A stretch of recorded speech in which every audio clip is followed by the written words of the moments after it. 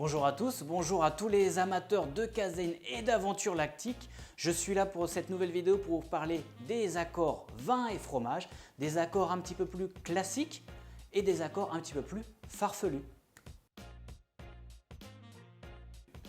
Donc je vais commencer par un accord un petit peu classique, on va parler du champagne. Le champagne, bien évidemment, on peut avoir des champagnes de dominance de chardonnay. Avec le champagne, c'est vraiment très facile de marier.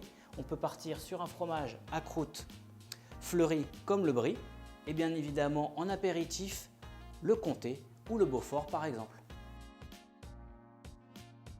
Alors un accord aussi qui est vraiment classique, c'est les blancs secs. Les blancs secs, c'est quoi? C'est les sauvignons, les chenins blancs. Ça peut être aussi bien évidemment les chardonnays. Là-dessus, on peut avoir vraiment un panel vraiment magique avec les fromages. Ce que je vous conseille, c'est un brie, bien évidemment. Là-dessus, un équilibre parfait. Et bien sûr, les fromages de chèvre, sans oublier les pâtes pressées. Donc là-dessus, on peut avoir vraiment des accords qui se font très bien en bouche. C'est magique, c'est beau et l'apéritif sera merveilleux. Les blancs moelleux ou autrement les vins mutés comme le Porto sont vraiment magnifiques avec des fromages persillés. Donc du Roquefort, des Faumes d'Ambert, des Bleus d'Auvergne ou des Stilton pour les fromages anglais. Donc là, vous allez avoir un accord vraiment très surprenant pour le fin de repas. C'est ce qu'il y a de meilleur. Alors pour les accords un petit peu plus, on va dire farfelus, la bière. Donc la bière, on a évidemment beaucoup de sortes de bières différentes. Les bières blanches, je vous les conseille avec les fromages blancs, style camembert, brie. Là-dessus, il n'y a pas de souci. Les bières aromatiques et ces fromages-là, c'est magnifique. Ensuite, les bières brunes, des fromages à pâte pressée, comme le comté. Ensuite, qu'est-ce qu'on peut avoir aussi en bière? Les IPA qui sont souvent à la mode. Là-dessus, on peut avoir des fromages comme du Langre, du Munster, c'est magnifique. Et ensuite, tout ce qui est bière, on va dire un peu plus porteur, les bières noires, là on peut vraiment partir sur le côté crémeux du fromage et de la bière sur des fromages à pâte persillée.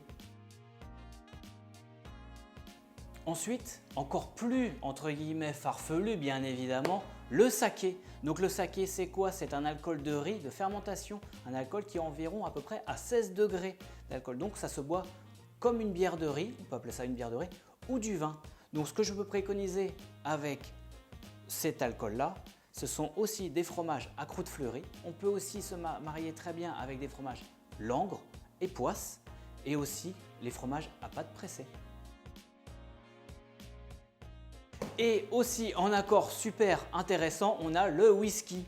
Donc en whisky, qu'est-ce qui est intéressant? C'est quand même des produits qui sont assez puissants.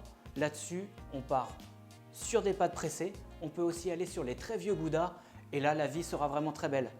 À la vôtre.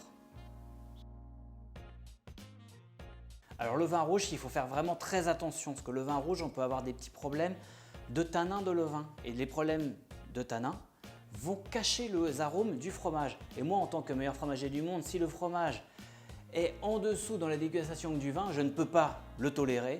Donc moi, ce que je vous préconise, c'est si vous voulez vraiment prendre du vin rouge, prenez des fromages style Gruyère-Savarin, des fromages assez riches, très crémeux, triple crème pratiquement, des fromages affinés pour essayer d'avoir un équilibre. Mais essayez surtout avec du champagne, des vins blancs, c'est ce qu'il y a de meilleur. Merci d'avoir suivi cette vidéo, laissez-vous tenter par le fromage et n'oubliez pas de liker cette vidéo.